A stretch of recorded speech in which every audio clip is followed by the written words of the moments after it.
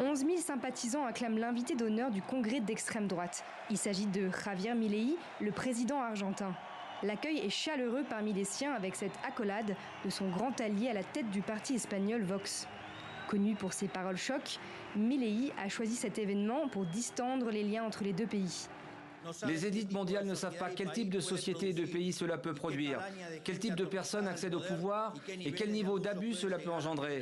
Je veux dire, même si vous avez une femme corrompue, disons qu'elle nous salit, et toi tu prends 5 jours pour y penser. Sans la nommer, le président argentin s'en prend à Begoña Gómez, l'épouse du Premier ministre espagnol. Elle fait actuellement l'objet d'une enquête de corruption. Se sentant insultée, le gouvernement espagnol rappelle jusqu'à nouvel ordre l'ambassadrice d'Espagne en Argentine. Pedro Sánchez, pourtant ciblé, tente de réaffirmer les liens fraternels qui lient les deux pays.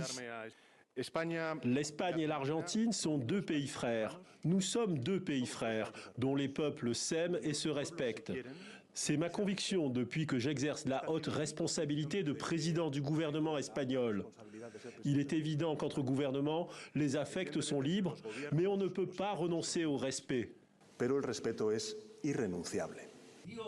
Il faut remonter au 3 mai pour trouver l'origine de ce duel diplomatique.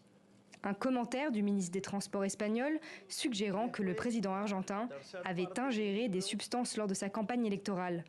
Buenos Aires riposte en ciblant l'affaire Begoña Gómez. Le gouvernement de Pedro Sánchez doit faire face à des problèmes plus importants, tels que les accusations de corruption à l'encontre de son épouse, qui l'ont amené à envisager de démissionner. Dans l'intérêt du Royaume d'Espagne, nous espérons que la justice agira rapidement pour traiter un tel scandale de corruption qui affecte directement la stabilité de votre nation et par conséquent les relations avec notre pays. Des relations qui sont aujourd'hui proches de la rupture. Une crise confirmée par les propos du ministre de l'Intérieur argentin qui affirme que le président n'a aucune excuse à faire.